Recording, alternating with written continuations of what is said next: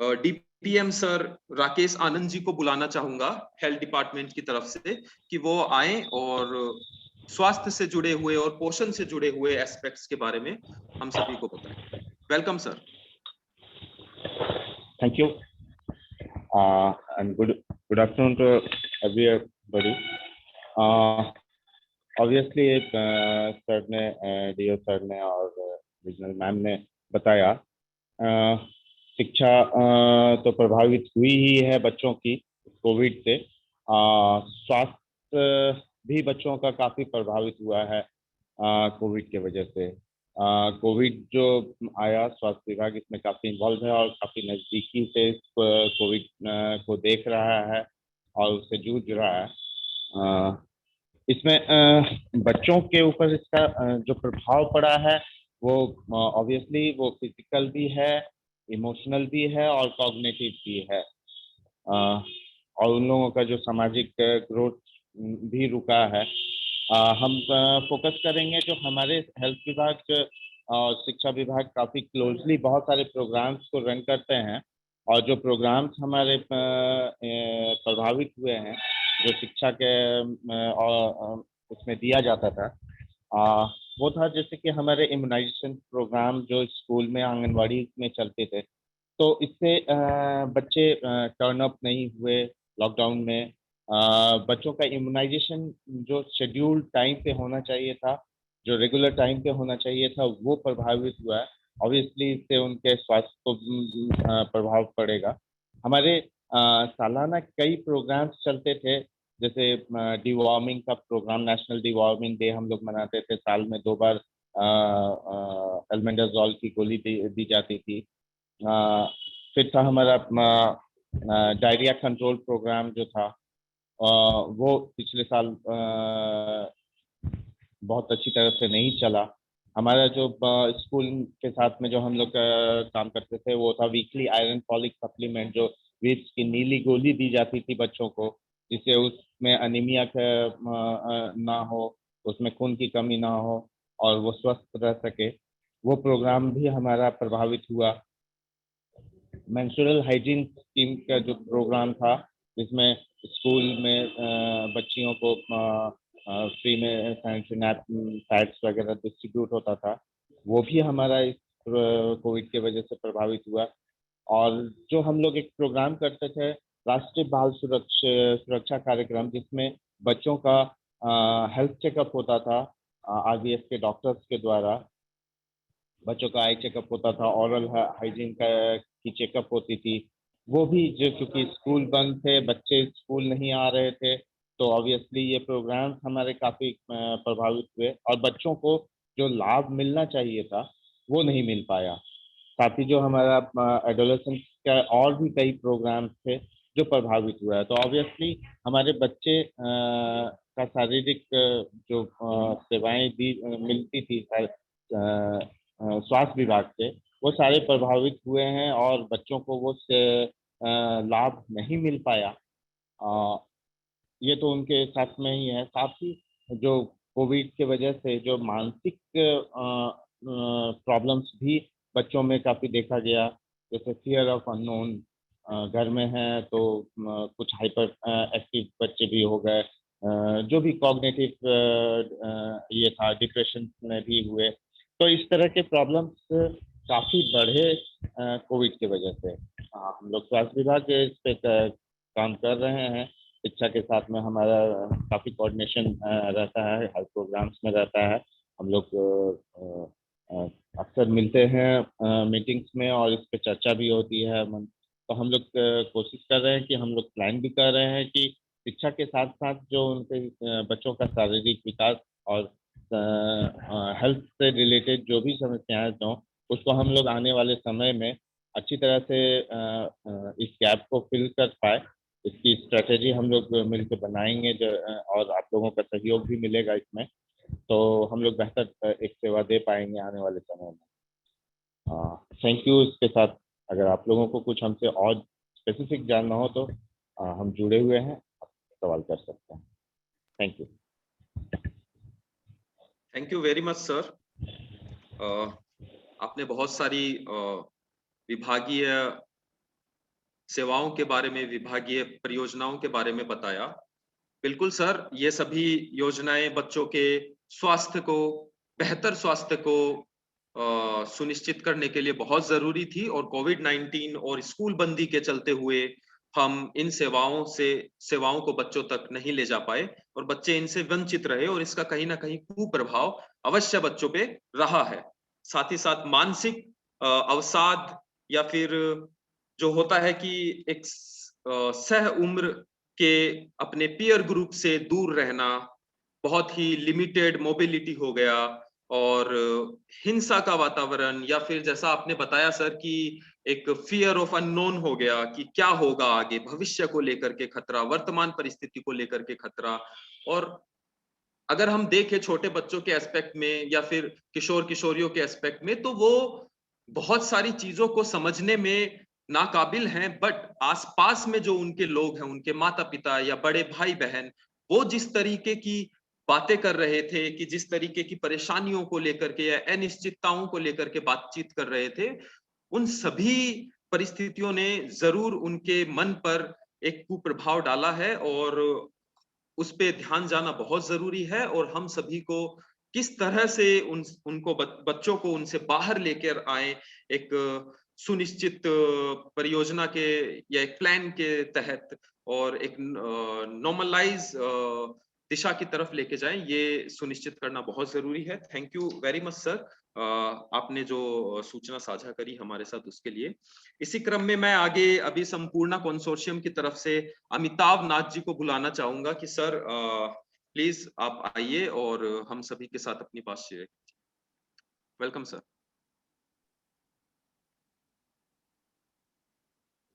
Thank you Vivek ji. सबसे पहले मैं यहाँ पर उपस्थित जिला शिक्षा पदाधिकारी Neelam ma'am, district programme manager health, और यहाँ पर उपस्थित अभी जितने भी शिक्षकगण हैं, सभी लोगों को मेरा नमस्कार और अभिवादन। I think platform already set है। जिस तरीके से विवेक जी ने इस गंभीर मुद्दे के बारे में बातचीत की, और नीलम मैडम ने बखूबी उसको बच्चों के स्तर तक लेकर जाकर समझाने की कोशिश की। मुझे लगता है कि झारखंड शिक्षा परियोजना, SCRT और संपूर्णा कंसोर्टियम, मैं इन तीनों पार्टनर्स का शुक्रगुजार हूँ कि इस अहम मुद्दे को वो धरातल पर लेकर आए हैं। एकेडमिक्स पेपर्स, रिसर्च, बहुत सारी चीजें कह रही है। हमें पता है कि भारत देश में ही पेंडेमिक से पहले, कोविड से पहले जो है ऑलमोस्ट 6 मिलियन बच्चे जो थे वो आउट ऑफ स्कूल थे, और इवन एक डेटा जो कहता है कि 6 से 10 उम्र के जो बच्चे हैं उसमें 2018 में 1.8% बच्चे बाहर थे, और 2020 में वो बढ़कर 5.3% हो गए। और लेकिन कोविड के सिचुएशन के आने के वजह से जो स्थिति जो थी वो और ज़्यादा गंभीर हो गई है, और बहुत ज़्यादा संवेदनशील हो गई है, खासकर बच्चों के मामले में। और हम सभी लोग इस चीज़ से अवगत हैं कि इसका प्रतिकूल असर ग्रामीण परिवेश में सबसे ज़्यादा पड़ा है।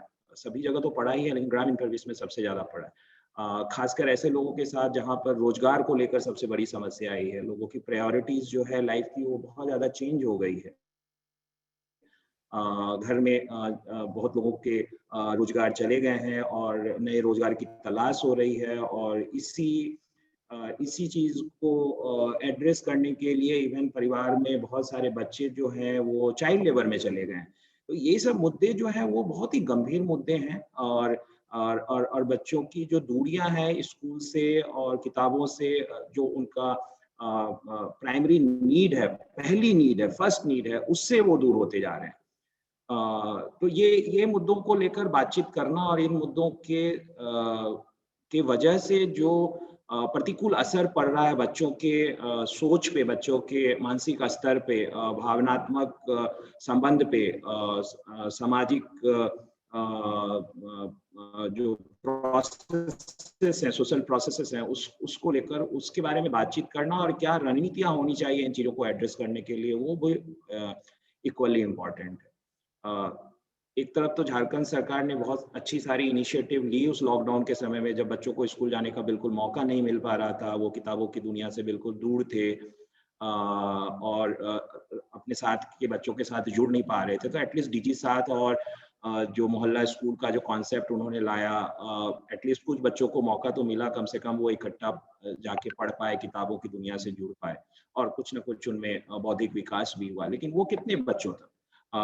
ऑलरेडी नीलम मैम ने इसके बारे में बात किया और विवेक जी ने भी बोला कि जो टेक्नोलॉजी का एक्सेस है वो हम सभी लोगों को पता है, और इवन जब टेक्नोलॉजी का एक्सेस घर में होते हुए भी वो टेक्नोलॉजी किसके पास रहता है। और इसका प्रतिकूल असर खासकर हमने किशोरियों पर ज़्यादा देखा है, जहाँ पर कि उनके इंटरेस्ट और उनके रुझान शिक्षा के प्रति होने के बावजूद भी उन लोगों को अवसर घर में नहीं मिल पाए। तो ये सब सारी समस्याएं हैं और इन समस्याओं का असर अलग-अलग स्तर पर पड़ा है। सामाजिक स्तर पर पड़ा है, भावनात्मक स्तर पर पड़ा है और बौद्धिक स्तर पर भी पड़ा है।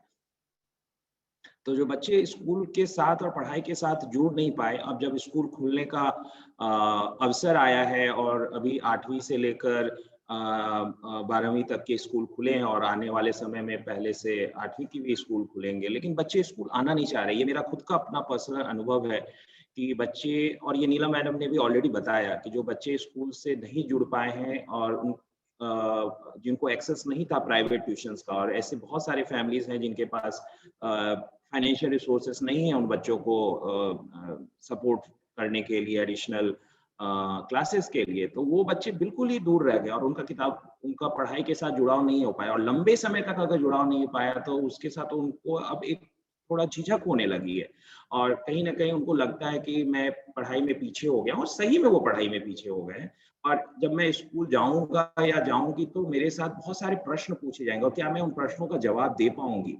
और इसी भय से और इसी झिझक से भी बहुत सारे बच्चे स्कूल नहीं जा रहे हैं और इसका असर हमें ड्रॉप आउट रेट में और आउट ऑफ स्कूल में बहुत ही क्लियरली देखने को मिलेगा। तो ये जब अगर मुद्दा आ रहा है बच्चों के स्तर पर कि अगर इस तरह का माहौल बन रहा है और बन गया है, तो आने वाले समय में हमारी भूमिका बहुत ज्यादा बढ़ जाती है, खासकर जो लोग शिक्षा के साथ जुड़े हुए हैं, हम शिक्षकगण हैं, हम प्रिंसिपल्स हैं, हम ब्लॉक एजुकेशन ऑफिसर्स हैं, हम सीआरसीज हैं, बीआरपीज हैं, जो भी लोग शिक्षा के साथ जुड़े हुए, तो ये प्रतिकूल असर को और जो वातावरण जो हुआ है उस वातावरण को हम कैसे बेहतर कर सकते हैं, वो हमारी प्राथमिक जिम्मेदारी है। और शुरुआत जो है वो कहीं ना कहीं स्कूल के ही स्तर पर होगा और स्कूल की जिम्मेदारी उस लिए भी बहुत ज्यादा बढ़ जाती है। तो संपूर्ण कंसोर्टियम ने एक अच्छा इनिशिएटिव लिया है और उस इनिशिएटिव के तहत हम लोग 5 जिलों में ये कार्यक्रम जो है रेसिडेंशियल स्कूल्स तक लेकर जा रहे हैं और उन बच्चियों तक लेकर जा रहे हैं जहाँ पर ये असर ऐसे तो असर सभी जगह मिला, लेकिन हम इसको स्टार्ट करने के लिए उन स्कूलों तक लेकर जा रहे हैं और कोशिश करेंगे कि हाँ जो भी एक चैलेंज है उनको इंगेज करने को लेकर या फिर उनको भावनात्मक तरीके से जोड़ने को लेकर, स्कूल के साथ एक संबंध स्थापित करने को लेकर, स्कूल का एक ऐसा वातावरण निर्माण करने को लेकर जहाँ पर कि बच्चे और बच्चियां बिना किसी भय के स्कूल में हैं और बहुत ही एक ऐसे माहौल में स्कूल में इंगेज हो जिनको ऐसा लगे कि वो स्कूल मेरा है और मुझे यहाँ पर कोई प्रश्न नहीं करेगा और मैं प्रश्न कर सकता हूँ या कर सकती हूँ अपने शिक्षकों से अगर मुझे कुछ नहीं आता है। तो ये माहौल को बनाना हम सब लोगों की जिम्मेदारी। इस माहौल को बनाने की प्रक्रिया में जो है हमें बच्चों के साथ साथ अभिभावक के साथ भी जुड़ने की बहुत सख्त आवश्यक है, क्योंकि अभिभावक का एंगेजमेंट बच्चों के साथ नहीं रहा है, पढ़ाई के साथ नहीं रहा है, उनकी प्रायोरिटी काफी चेंज हो गई है। तो अब उस प्रायोरिटी जो उनकी अपनी लाइफ को लेकर चेंज हो गई है उसकी वजह से बच्चों पर अगर असर पड़ा है तो हमें फिर से उनको शिक्षा के साथ और एजुकेशन के साथ जोड़ने की जरूरत है। उनके बच्चों के जो उनकी प्राइमरी नीड है उनके साथ उनको जोड़ने की जरूरत है। तो इसलिए मुझे लगता है कि अगर हम 3 स्तर पर काम कर रहे हैं, सामाजिक स्तर पर, भावनात्मक स्तर पर, और उसका प्रभाव कहीं ना कहीं बौद्धिक स्तर पर पड़ेगा और हमें इमीडिएटली बौद्धिक स्तर पर जाने की बहुत सख्त जरूरत नहीं है। अभी सबसे पहली जरूरत है कि हाँ हम भावनात्मक और सामाजिक स्तर पर हम वो जुड़ाव बनाएं, बच्चों में एक खुद की अपनी इच्छा शक्ति को जगाने की कोशिश करें, क्योंकि अगर और वो सपोर्टिव इन्वायरमेंट हम उनको देंगे स्कूल के वातावरण में तो ये बच्चे अपने आप में खुद से एक चेंज मेकर हो जाएंगे और ये चेंज मेकर होने के बाद से एक तो अपने अंदर तो बदलाव लाएंगे लेकिन अपने साथ साथ और बच्चों को जोड़ने की कोशिश करेंगे और बच्चों को स्कूल तक लेकर आने की कोशिश, जो बच्चे स्कूल से बाहर निकलते हैं। तो ये एक मैं काफ़ी उम्मीद कर रहा हूँ कि ये जो पूरी प्रक्रिया होने वाली है और ऑलरेडी प्रक्रियाएँ स्टार्ट हो चुकी है अलग-अलग स्तर पर। पेरेंट्स के साथ वेबिनार स्टार्ट हो गए हैं, डिस्ट्रिक्ट ऑफिशियल्स के साथ ऑलरेडी वेबिनार हो गए हैं अपने स्तर पर। अब शिक्षकों के साथ वो कार्यक्रम जो है स्कूली स्तर पर जाने की प्रक्रिया में है। और इससे जो है जो हमारे स्कूल के बच्चे हैं उनको काफ़ी सपोर्ट मिलेगा और वो सपोर्ट ऐसा मिलेगा कि वो और अपने पेरेंट्स को भी अपनी पढ़ाई के साथ जोड़ पाएँगे और बच्चों को भी अपने साथ जोड़ पाएँगे। तो इसी के साथ मैं अपनी बातों को यहाँ पर रोकना चाहूँगा और बेस्ट विशेस करना चाहूँगा पलामू जिले के सभी लोगों को कि अपने इतनी भारी संख्या में आप लोग आए हैं और इस अहम मुद्दे और गंभीर मुद्दे और संवेदनशील मुद्दे के ऊपर बातचीत कर रहे हैं और अपनी एक सोच बना रहे हैं और यहाँ से जाने के बाद से वही सोच जो है अपने-अपने क्षेत्रों में लेकर जाए। So thank you very much. Thanks विवेक जी मौका देने के लिए and over to you. Thank you sir. मैं आपकी बात से पूरी तरह सहमत हूं कि हमारे हिस्से में एक जिम्मेदारी बढ़ गई है और हम सभी हमेशा की तरह तैयार हैं इस जिम्मेदारी को बेहतर ढंग से निभाने के लिए। जब मैं आपको सुन रहा था तो मेरे मन में एक सवाल चल रहा था कि जब जब भी मैं एक स्कूल का अगर शिक्षक हूं और जब भी मैं स्कूल की तरफ जा रहा हूं या किसी समुदाय से गुजर रहा हूं, तो अगर मुझे कोई बच्चा मिलता है, तो मैं उस बच्चे से क्या पूछूं? मेरी पहली बातचीत उस बच्चे के साथ क्या हो? और यही सेम चीज जब कोई बच्चा मेरी स्कूल में आता है पहली बार या वो पहले 10 दिन हो, पहले 1 हफ्ता हो या पहला महीना हो, तो मैं किस तरह से उन बच्चों के साथ एंगेज करूं? मेरे वो क्या वो मेन डायलॉग्स हों जिनके साथ मैं बच्चों को एंगेज करूं? तो क्या मैं बच्चे से ये पूछूं कि बेटा आप कैसे हो? क्या कोई ऐसी बात है जो आप मुझसे साझा करना चाहते हो? घर पे सब ठीक है क्या? आप घर पे कैसा महसूस करते हो? स्कूल की याद आई क्या? स्कूल आकर के कैसा लग रहा है? स्कूल रोज आना चाहते हो क्या? और इन्हीं सब बातों के अराउंड अगर हम क्लास में थोड़ी बच्चों के साथ रोज कुछ-कुछ समय अगर बातचीत करें, तो हो सकता है बिल्कुल सर मैं आपसे एग्री हूँ कि बहुत सारे बच्चे ऐसे हैं जो अभी स्कूल में नहीं आना चाहते हैं। बट अगर मानिए कि अगर इस कक्षा में 20 विद्यार्थी हैं और उनमें से कुछ 10 विद्यार्थी ऐसे हैं जो नहीं आना चाह रहे हैं, पर किसी वजह से उन्हें स्कूल भेज दिया गया है और कुछ 10 बच्चे ऐसे हैं जो विद्यालय में सच में आना चाहते हैं और वहां कक्षा में हम एक ऐसा वातावरण निर्माण करें, एक ऐसे डायलॉग का स्पेस बनाएं जहां पे वो बच्चे जो स्कूल आना चाहते हैं वो ये साझा करें कि हम स्कूल क्यों आना चाहते हैं, हमने स्कूल को क्यों मिस किया, क्या चीजें थी जो हम जिस समय घर पे थे और कोविड और बंदी के दौरान क्या मिस किया स्कूल के बारे में? क्या वो मेरा पीयर ग्रुप था? क्या वो यहाँ की पढ़ाई थी? क्या वो यहाँ का खेलना था? क्या वो रोज का वो जो 6 से 1 8 घंटे बिताने की जो एक प्रक्रिया थी, वो थी? तो वो क्या चीज था? तो मेरी रिक्वेस्ट है कि जब भी हमारे स्कूल में बच्चे आएँ या जहाँ पर भी हमें कोई बच्चा मिले तो हम उस बच्चे के साथ में उसके भावनात्मक पक्ष के ऊपर ज़रूर जुड़ने की कोशिश करें, सो दैट वो बच्चा हमसे और बेहतर ढंग से जुड़ पाए और हम उसके साथ में कुछ अच्छा कर पाएँ और अच्छा करने की प्रक्रिया के दरवाजे खोल पाएँ।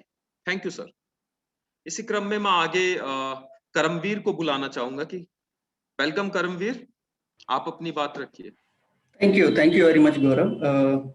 And thank you all, DO sir, BO ma'am, and then Vivek sir, Amitabh sir, आपने बहुत ही बेहतर तरीके से जो हमारा आज का मुद्दा है जिस पे हम चर्चा कर रहे हैं, बच्चों ने जो प्रतिकूलताएं फेस की हैं, आपने बहुत ही ब्यूटीफुली उसको कॉन्टेक्स्ट सेट किया है।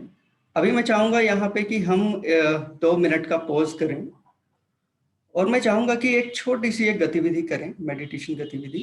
मैं सभी से रिक्वेस्ट करूंगा कि सभी अपनी अपनी आंखें बंद कर लें। इस गतिविधि को करने के लिए सभी अपनी अपनी आंखें बंद कर लें और 3 बार गहरी सांसें लें।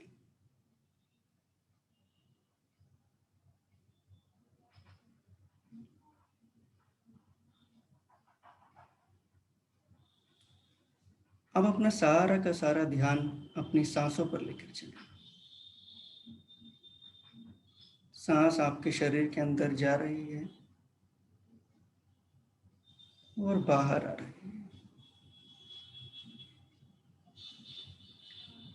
जैसे ही सांस आपके शरीर के अंदर जाती है, आप स्ट्रेंथ महसूस करते हैं, अपने आप में मजबूती का एहसास होता है। और जैसे ही आप सांस छोड़ते हैं, आप काम महसूस करते हैं, आप शांत महसूस करते हैं।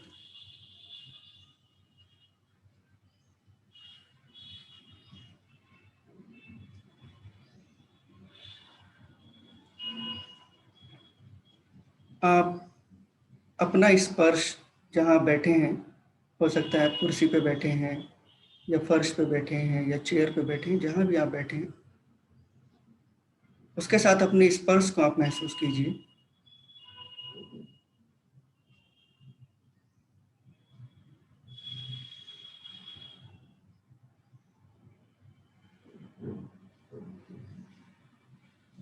जो हवा बह रही है आपके आसपास, उसको महसूस कीजिए।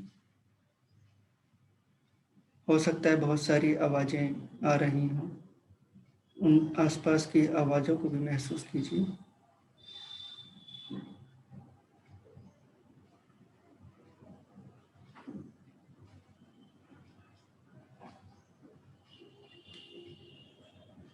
आप सांस लेते और सांस छोड़ते समय अपने पेट पे जो मूवमेंट हो रहा है उसको महसूस कर सकते हैं।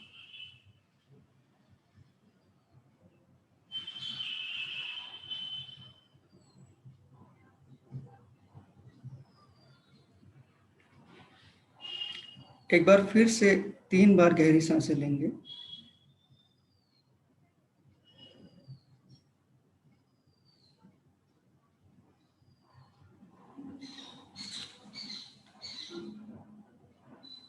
और अपने बॉडी के प्रति, शरीर के प्रति सजग हो जाएंगे। और धीरे से अभी आप अपनी आंखें खोल सकते हैं। आप चाहे तो अपने हाथों को रगड़ के उसकी ऊष्मा को अपनी आंखों पे लगा सकते हैं।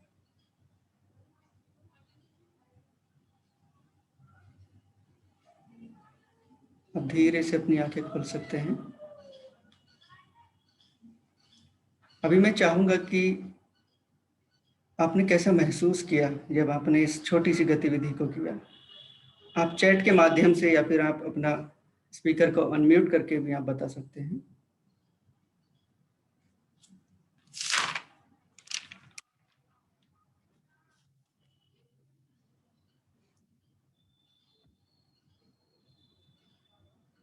Thank you, Gaurav, for sharing. Peace, feeling refreshed. Gita Verma ने शेयर किया, दीपांजलि, शांति, वेरी नाइस, बहुत सुंदर, कूल, रिलैक्स्ड।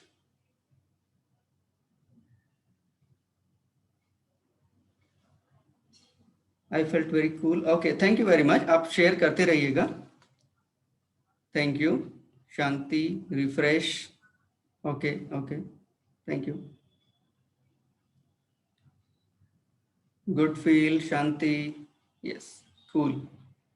तो मोटा मोटी इस गतिविधि का उद्देश्य यही था कि आप सभी कूल महसूस करें, शांत महसूस करें। और जैसे कि अभी हम सब चर्चा कर रहे थे कि कोरोना महामारी के दौरान कोरोना ने सभी पे असर किया है, चाहे वो बच्चे हों, चाहे वो बच्चों के अभिभावक हों, चाहे हम हों।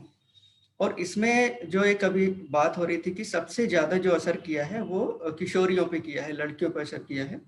जैसे कि द हिंदू का रिपोर्ट बोलता है कि करीब 10 मिलियन जो हमारी बच्चियां हैं, किशोरियां हैं, वो आउट ऑफ द स्कूल हो गए हैं। और पता नहीं अभी भी वापस स्कूल आएंगे भी कि नहीं आएंगे।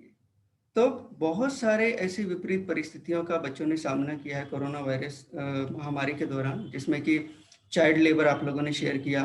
तो एक कारण इसका चाइल्ड लेबर का निकल के ये भी आ रहा था कि बच्चों के पास मोबाइल फ़ोन नहीं है, लेकिन उनके दोस्त के पास मोबाइल फ़ोन है, तो उन्हें भी मोबाइल फ़ोन चाहिए। तो उन्होंने मजदूरी करना शुरू कर दिया ताकि वो उनके पास मोबाइल फोन आ जाए।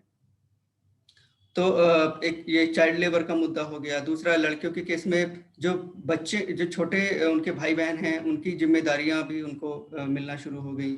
बच्चियों की शादियां हुई हैं, चाइल्ड मैरिज बहुत ड्रास्टिकली बढ़ा है। तो ये बहुत सारी ऐसी विपरीत परिस्थितियां हैं जिनका बच्चों ने सामना किया है। बच्चे स्कूल नहीं जा पा रहे थे तो अपने दोस्तों से नहीं मिल पा रहे हैं, वो डिस्कनेक्टेड हो गए, और बहुत सारी इंफॉर्मेशन उनको मिल रही हैं, राइट, तो इंफॉर्मेशन भी प्रोसेस नहीं कर पा रहे। तो ऐसे माहौल में उन्होंने कभी कभी नेग्लेक्टेड भी फील किया है कि उनकी बात को कोई सुनने वाला नहीं है, उनके साथ कोई खेलने वाला नहीं है। तो ये बहुत सारी ऐसी विपरीत परिस्थितियां जो अभी डिस्कशन के दौरान आई, और आप लोगों ने भी ऐसा ऑब्जर्व किया होगा बच्चों में कि हाँ ऐसी चीजें हुई हैं। तो इसमें अगर कोई एक दो चीज जो हम लोगों से छूट गई और अगर आप शेयर करना चाहें कि कोई एक प्रतिकूलता या विपरीत परिस्थितियां आपने देखी है कोरोना महामारी के दौरान बच्चों में, तो आप चैट के माध्यम से हमारे साथ शेयर कर सकते हैं। तो अभी यह है कि जब स्कूल अभी धीरे धीरे खुलने शुरू हो रहे हैं तो हम कैसे बच्चों को सपोर्ट कर सकते हैं। तो इसमें जैसे कि अभी गौरव ने भी शेयर किया और अमिताभ जी ने भी शेयर किया, तो मैं भी यहाँ पे कुछ 5 चीजें हैं जो मैं शेयर करना चाहूंगा यहाँ पे, कि वो 5 चीजें कौन सी हैं जो आज के दौरान जब बच्चे वापस स्कूल आना शुरू हो रहे हैं, क्लास 8 to 12 के बच्चे, तो हम उनको इन विपरीत परिस्थितियों से बाहर निकलने में किस प्रकार मदद कर सकते हैं। तो मैं कुछ 5 चीजें आपके सामने लेके आना चाहूंगा, यहाँ पे रखना चाहूंगा। इसमें ये कि सबसे पहले कि हम बच्चों का स्वागत, जब बच्चे स्कूल में आ रहे हैं, नंबर 1 वेलकम, उनका स्वागत हम बहुत अच्छे तरीके से करें। चाहे तो कुछ बेस्ट प्रैक्टिसेस मैंने देखी हैं स्कूल्स में जो किया है टीचर्स ने, बच्चों को फूल देके, उनको माला पहना के, और भी बहुत सारे ऐसे तरीके हो सकते हैं जिनके द्वारा उनका हम बहुत अच्छे तरीके से स्वागत कर सकते हैं अपने स्कूल के अंदर। पहली चीज तो स्वागत होगी, वेलकम। दूसरा मैं यहाँ पे शेयर करना चाहूंगा, जैसे कि एक छोटा सा एक गतिविधि मैंने आप लोगों के साथ किया, मेडिटेशन। तो क्या हम अपनी कक्षाएं जब शुरू कर रहे हैं, बच्चों को पढ़ाना शुरू कर रहे हैं, तो क्या हम उनको मेडिटेशन करा सकते हैं 2-3 मिनट का, जिससे वो रिलैक्स महसूस करें, शांति महसूस करें। क्योंकि जैसा कि आप सभी ने शेयर किया कि बच्चों का लर्निंग गैप हुआ है, राइट, कि बहुत सारा, लेकिन उन्होंने बहुत सारा मेंटल ट्रॉमा भी फेस किया है, बहुत सारा पैनिक मोड में बच्चे चले गए थे। तो अगर हम डायरेक्टली उन बच्चों को एकेडमिक पे ही फोकस करेंगे, क्योंकि बहुत सारा सिलेबस है मैं समझता हूँ कंप्लीट करने के लिए, तो बच्चा क्या होगा कि ऑलरेडी वो एक पैनिक मोड में है बच्चा अभी, और वो इतना सारा सिलेबस कंप्लीट करने के प्रक्रिया के दौरान जब हम उनको कंटिन्यूस क्लासेस कराते जाएंगे तो हो सकता है बच्चे वो दूसरे पैनिक मोड में चले जाएं। तो इसके लिए आवश्यक है कि पहले हम उन बच्चों के जो भावनात्मक विकास है, जो मानसिक जो उनका संतुलन जो बिगड़ा है, उसको हम कैसे संतुलित करें, और उसके बाद हम एकेडमिक पे फोकस करें। तो इसके लिए हम मेडिटेशन गतिविधि करा सकते हैं, उनको रिलैक्स फील होगा, शांति महसूस करेंगे, रिफ्रेश महसूस करेंगे बच्चे। तीसरा, जैसे कि गौरव ने भी शेयर किया, मैं यहाँ पे शेयर करना चाहूंगा कि चेक इन, कक्षा की शुरुआत करने के पहले हम एक सवाल पूछें। गौरव ने बहुत सारे एग्जाम्पल दिए कि हम बच्चों से जान सकते हैं कि उन्होंने कैसा महसूस किया कोरोना के दौरान, राइट, उनका फेवरेट फूड क्या है। हाँ, छोटे छोटे ऐसे सवाल जिससे बच्चे एकदम खुलकर सामने आए और अपनी सारी चीज़ों को शेयर करें, राइट, तो और सबको मौका मिले अपनी बातों को शेयर करने का। तो इसमें कुछ ज़्यादा मुश्किल सवाल नहीं पूछना है, जस्ट सिंपल सवाल पूछना है जिससे कि बच्चा उनको आसानी से आंसर कर पाए। जैसे कि उसका फेवरेट एनिमल क्या है, उसका फेवरेट फूड क्या है, एकदम छोटे छोटे सिंपल सवाल पूछ सकते हैं। चौथा पॉइंट मैं यहाँ पे शेयर करना चाहूँगा, लिसनिंग, कि हम उनको सुने, हम उनकी स्टोरीज को सुने कि उन्होंने कैसा महसूस किया था कोरोना वायरस के दौरान, राइट, उन्होंने क्या स्कूल को मिस किया था। तो ऐसे बहुत सारी चीज़ें हैं जो हम उन बच्चों से जान सकते हैं, जानने की कोशिश कर सकते हैं, क्योंकि बहुत सारी ऐसी स्टोरीज हैं जो बच्चे किसी के साथ शेयर नहीं कर पाए। और ऐसा प्राय मैंने अनुभव किया है कि बहुत सारी ऐसी चीज़ें हैं जो बच्चे अपने शिक्षकों के साथ खुलकर शेयर कर पाते हैं। तो एक लिसनिंग जो है, हम अपने अंदर एक स्किल डेवलप करें सभी लोग कि बच्चों को सुने। पांचवा पॉइंट मैं यहाँ पे शेयर करना चाहूँगा, क्रिएटिंग द सेफ स्पेस, कि हम बच्चों को बीच में एक ऐसा वातावरण का निर्माण करें जहाँ बच्चे अपनी बातों को खुलकर हमारे साथ साझा कर पाए, जहाँ हम बच्चों को जज ना करें किसी भी बेसिस पे।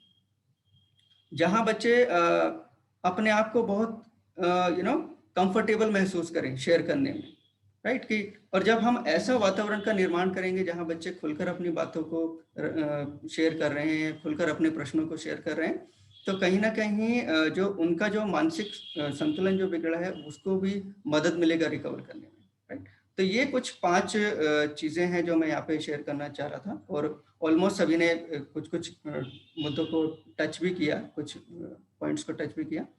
तो ये कुछ 5 प्रैक्टिसेस हैं जो हम अपने क्लासरूम में कर सकते हैं। और लास्ट में मैं 2 सवाल आप लोगों के लिए विचार करने के लिए आप यहाँ पे छोड़ना चाहूँगा आपके साथ समक्ष कि क्या हमने कभी उन बच्चों की कहानियों को सुनने की कोशिश की है, बच्चों ने जो उनकी 1 साल की जर्नी रही है कोरोना वायरस की, कि क्या हमने उनकी जो कहानियां हैं उनको सुनने की कोशिश की है। और दूसरा कि कौन से ऐसे व्यवहार में बदलाव हैं जो आपने बच्चों के समक्ष देखे हैं। हो सकता है वो अपने खुद के बच्चे हों, हो सकता है वो जो हमारे स्कूल में बच्चे आना शुरू हुए हैं वो बच्चे हैं, तो कौन से ऐसे व्यवहार में परिवर्तन है जो आपने उन बच्चों में देखे।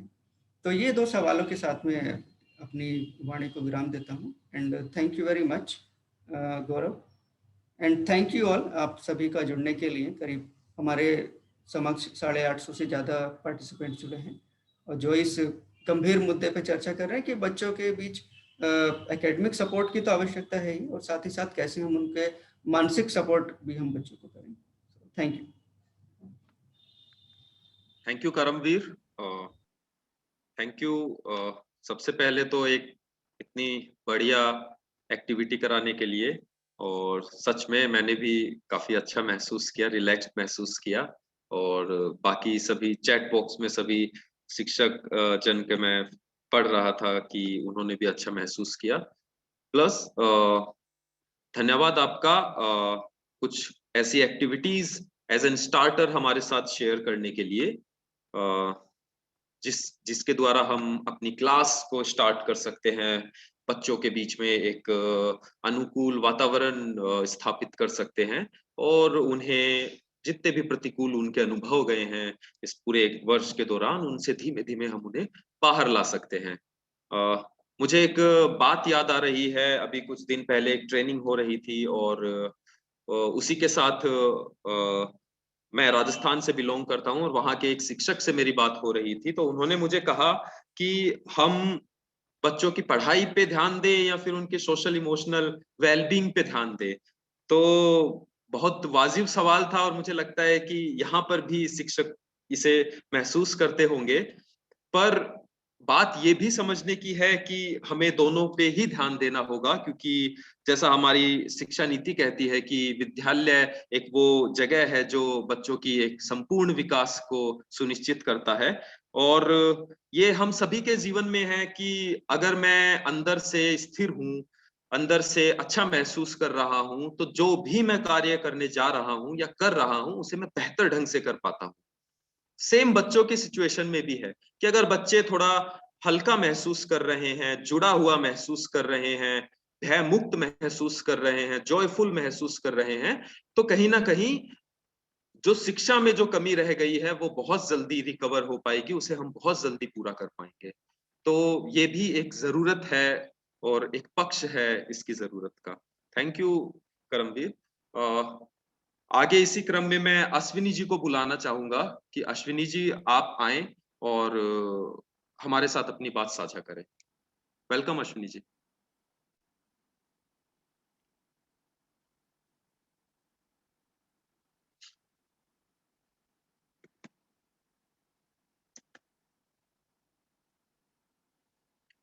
अश्विनी जी।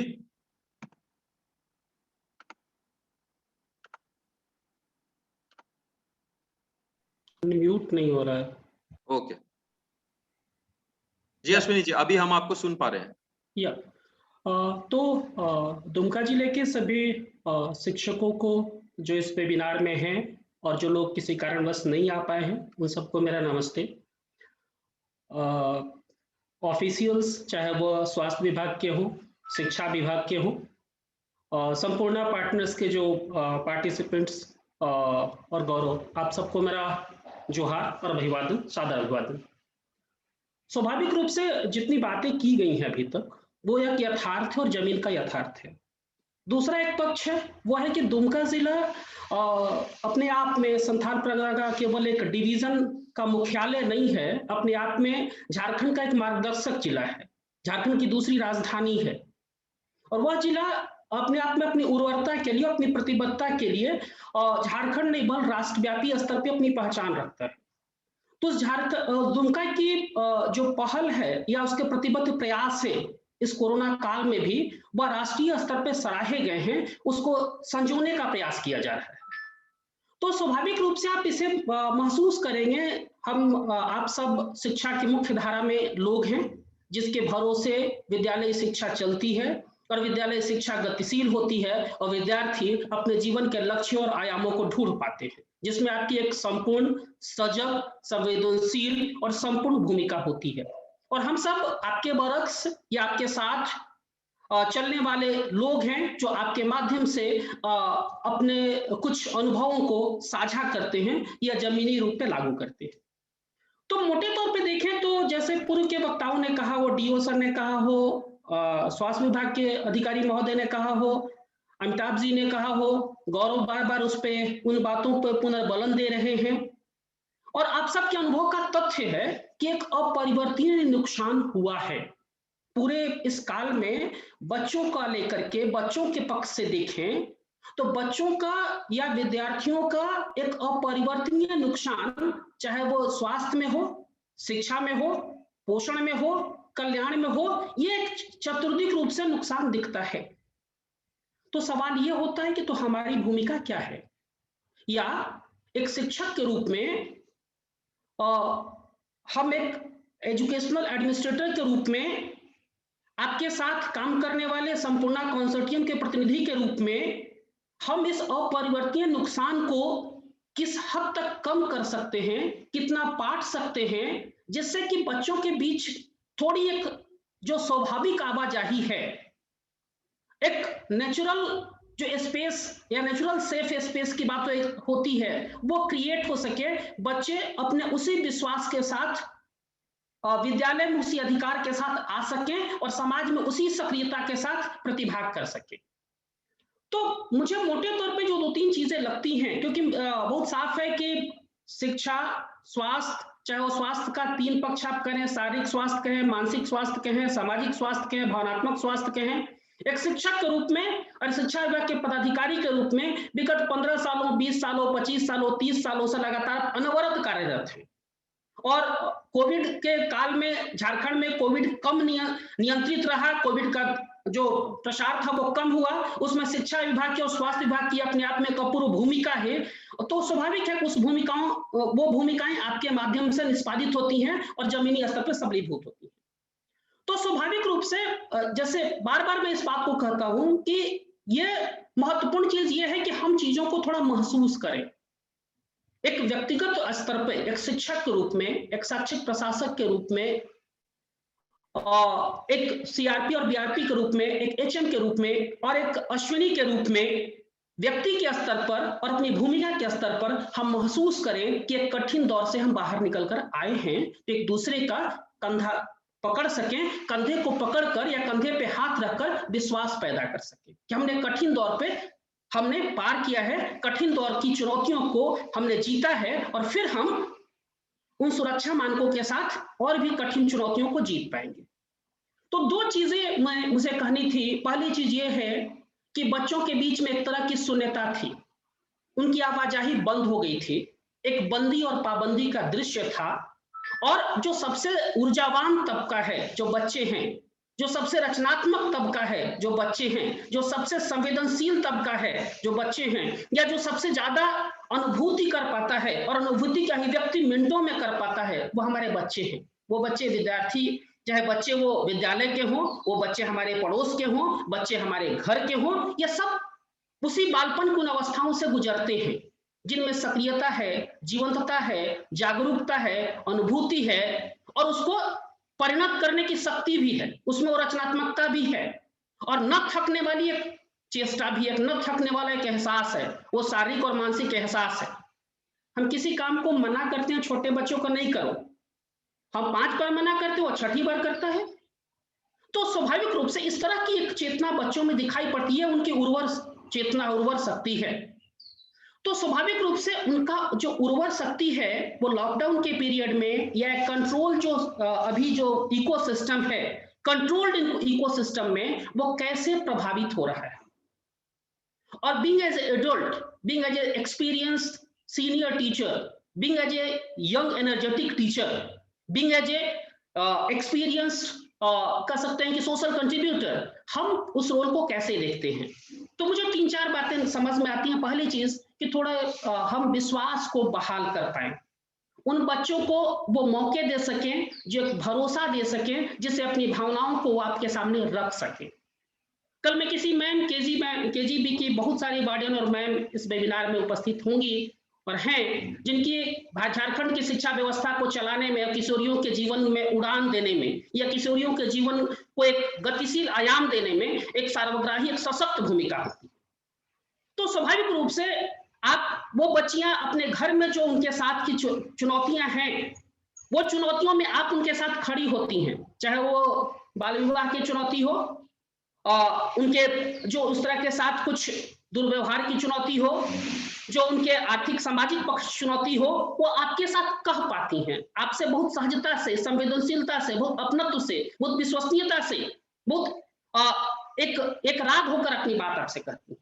तो शायद इस विश्वास को थोड़ा, इस विस्तार को थोड़ा फैलाने की जरूरत है। ये जो कैनवस है इसको थोड़ा बड़ा करने की जरूरत है कि वो बच्चे जो एक रेस्ट्रिक्शंस के साथ विद्यालय में आ रहे हैं, उनके अंदर भी एक डर है, क्योंकि परिवार आर्थिक रूप से कमजोर हुआ है, आर्थिक रूप से अपने आप में एक आर्थिक पाबंदी भी उस परिवार की है, एक लिमिटेशन में एक्सपेंस का प्रेशर भी है, पोषण की चुनौती है, उसके साथ न्यूट्रिशन की चुनौती है। तो उस तरह की बच्चियां आपके या बच्चे आपके अहाते में हैं और आपके विश्वास पे आ रहे हैं, तो स्वाभाविक है कि उन्हें आप कितना जगह दे पाएंगे जिससे वो अपने आपके संबंधों को एक दूसरे स्तर पे ले जाएं।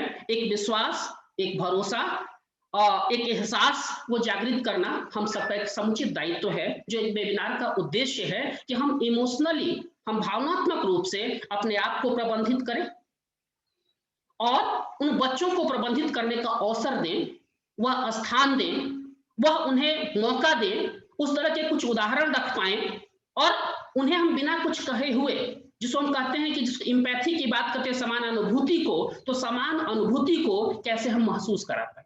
तो पहला तो उद्देश्य ये था जिस वेबिनार में कि हम उन्हें उस जिस तरह की तनाव है या जिस तरह की उनके एक तरह की उनकी चुनौती है या उनकी असमंजस है, एक उलझन है, तो शैक्षिक प्रदर्शन पे हम फोकस नहीं हो कि तुम्हारा एजुकेशनल परफॉर्मेंस क्या है। नंबर सिस्टम से ज्यादा जरूरत यह है कि अगर वो बच्चा इमोशनली, सोशली अपने आप में मजबूत महसूस करता है, सामर्थ्य महसूस करता है, वह थोड़ा कूल काम महसूस करता है, तो वह आपके सहयोग से या आपके ज्ञानात्मक निर्देशन में वो बेहतर अंक ले आएगा, बेहतर प्रदर्शन कर लेगा। इसमें कहीं कोई संकोच नहीं है और आप पिछले 20 सालों का अनुभव या 20 सालों में आप इस साक्ष्य को देखते रहे होंगे जो लोग इस सिस्टम में काम कर रहे हैं, क्योंकि सिस्टम के आप सबसे मुखर और सजग साक्ष्य हैं और जीवंत साक्ष्य हैं। दूसरी चीज, 1 मिनट में टाइम और लूंगा, दूसरा जो फैक्टर है, दूसरा महत्व जो पक्ष है, मुझे वो लगता है कि एक सामाजिक पर्यावरण पे काम करने की जरूरत है कि हम दूसरों के साथ, उस सामाजिक पर्यावरण के साथ कैसे थोड़े जुड़कर काम कर सकते हैं। एक दूसरे में जो कोऑर्डिनेशन, कम्युनिकेशन, कोलैबोरेशन की बात होती है बच्चों से, तो बच्चे थोड़े बातचीत कर पाए, दूसरे कक्षा के बच्चे थोड़े बातचीत कर पाए, स्कूल में थोड़ा इनफॉर्मल स्पेस क्रिएट कर पाए, तो शायद, क्योंकि विद्यालय, हर बच्चों के लिए विद्यालय के अलावा बहुत कम जगह होती है जहां पे वो सामुदायिकता को सीखते हैं, जहां पे वो सांस्कृतिक गतिविधियों को सीख पाते हैं। तो चाहे वो सांस्कृतिक गतिविधियां हो, चाहे सामुदायिकता हो, चाहे वो अपनी संबंधों का चुनाव हो, चाहे वो दोस्ती की बात हो, वो बच्चे के लिए विद्यालय ही एक अवसर होता है, विद्यालय ही वो जगह होता है और विद्यालय ही उनके लिए एकमात्र प्रतीक होता है जहां पर वो सब कुछ, या उसको कहें यथार्थ प्रतीक होता है, जहां पर वो सब कुछ चुनते हैं और जिसमें आप सब शिक्षकों की एक सर्वग्राही भूमिका होती है।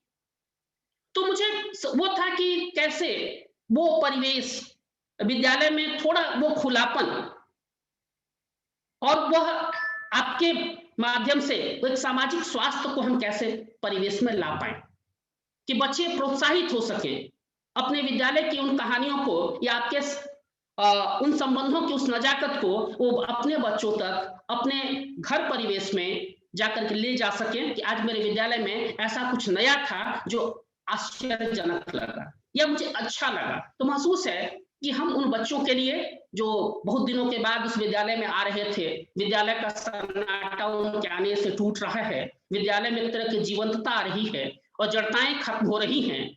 हम भी उब चुके थे, थक चुके थे, तो उबन थकन और घुटन से मुक्ति बच्चों के माध्यम से मिलती है। तो उनके लिए हम कुछ अच्छा लगने वाला या कुछ उनके लिए आकर्षक हम क्या कुछ कर सकते हैं? क्या हम पेड़ों के नाम कुछ बच्चों के नाम पे रख सकते हैं या कुछ हम पौधे लगा सकते हैं? हम कुछ प्रार्थना जो हमारी चेतना सत्र है उसको कुछ रचनात्मक बना सकते हैं? कोविड की कुछ कहानियों को हम लिख सकते हैं या हमने कोविड पे जीत कैसे हासिल की आप अपना अनुभव सुना सकते हैं? आपको जब दूसरे ड्यूटीज में लगाई गई तो आपने किस तरह संकट का सामना किया और उस मुकाबला करके आज फिर विद्यालय में उन बच्चों के लिए मार्गदर्शक हैं, उन बच्चों के लिए आप जीवन प्रतीक हैं, उसे आप रख सकते हैं। तो इस तरह की आवाजाही जो है, संबंधों का ताना बाना जो है, उसको थोड़ा अनौपचारिक कैसे हम बना सकते हैं, ये महत्वपूर्ण है। तो मैं यहाँ पे अपनी बात को रोकूंगा। आप सब ये प्रतिबद्ध जिला है जिसके माध्यम से हम सब ने बहुत कुछ सीखा है और वो जिला अपने आप में निरंतर एक पहल का जिला है, एक प्रतिबद्धता का जिला है और कोविड काल में राष्ट्रीय स्तर पर अपनी पहचान को स्थापित करने वाला जिला है जिसको हम कहते हैं कि सामुदायिक शाला के माध्यम से या मोहल्ला क्लासेस में अपनी वानगी और मिसाल पेश की। तो बस सिर्फ इतनी सी बात, 2-3 चीजें कि हम अनौपचारिक स्पेस बच्चों को दें, उनके विश्वास और भरोसे को बढ़ा सके, विद्यालय में हम उनके भावनात्मक रूप से उन्हें और जोड़ सके, भावनात्मक रूप से मजबूती दे सकें कि वो अपने सहज रूप से उन्मुक्त रूप से वो अभिव्यक्त कर सके अपनी जो कठिनाई है, जो चुनौतियां हैं, जो दुरूहता थी, जो शून्यता थी या निष्क्रियता थी या उनके अंदर अकर्मण्यता जैसी स्थिति हो गई थी, उस अबूझपन को आपके सामने रख सकें। तो शायद इस तरह की बातचीत को हम आगे ले जा पाएंगे और जो अपेक्षाएं इस वेबिनार के माध्यम से, चाहे वो संपूर्ण कंसोर्टियम के जितने पार्टनर्स है, वो जिला के सारे शिक्षक या अभिभावक, बच्चे, केजीबी के वार्डन्स और शिक्षिकाएं और जो डिस्ट्रिक्ट ऑफिशियल्स है जिनका एक शिद्दत से प्रयास होता है कि जिले में कुछ भी नवाचार हो, इन सब का एक समग्र प्रयास सफलीभूत होगा। आप सबको बहुत बहुत धन्यवाद। नमस्कार। Thank you so much Ashwini ji. हम सभी का ध्यान फिर से बच्चे के स्तर पे जुड़े हुए सभी पहलुओं और स्कूल के वातावरण में जो सभी अवसर हो सकते हैं उन सभी पे हमारा ध्यान फिर से लाने के लिए थैंक यू वेरी मच। अभी प्रोग्राम को हम समापन की तरफ लेके जाते हैं। चैट बॉक्स में आप सभी लोगों के साथ एक फीडबैक फॉर्म शेयर किया जाएगा। आप सभी जरूर से उस फीडबैक फॉर्म के जरिए अपने विचार, अपने सुझाव हमारे साथ साझा करें। इसी क्रम में मैं हमारे जिला प्रतिनिधि विवेक कुमार जी को बुलाना चाहूंगा एंड वो आप सभी के साथ अपना वोट ऑफ थैंक्स शेयर करेंगे। विवेक जी। So thank you Gaurav ji, आपने बहुत अच्छा से लोगों को बताया।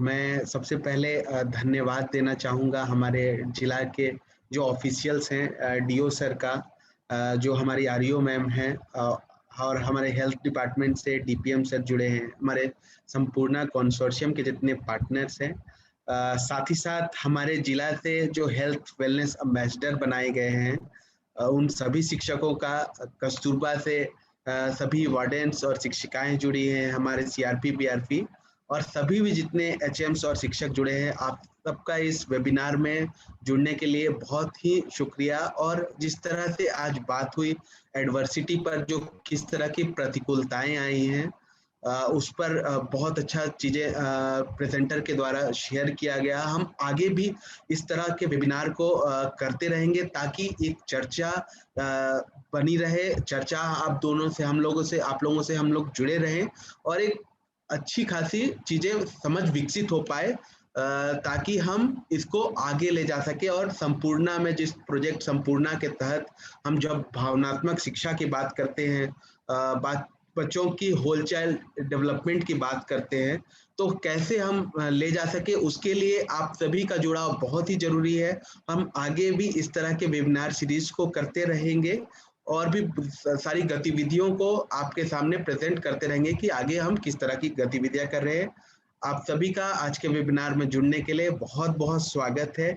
आपसे उम्मीद है कि जितने लोग आज प्रेजेंट थे सभी लोग आप फीडबैक फॉर्म जरूर भरें, ताकि हम पता कर पाए कि आगे के जो वेबिनार सीरीज है उसको हम किस तरह से और समृद्ध कर पाए। बहुत बहुत धन्यवाद। Thank you.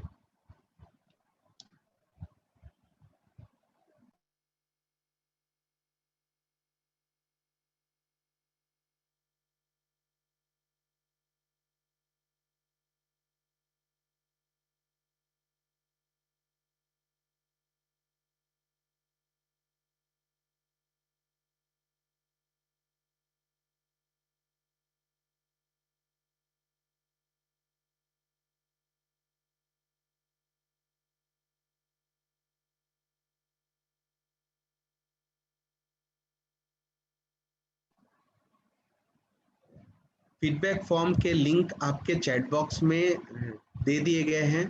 आप सभी शिक्षक जितने भी पार्टिसिपेंट्स जुड़े हुए हैं सभी से रिक्वेस्ट है कि काइंडली फीडबैक फॉर्म भर दें। Thank you.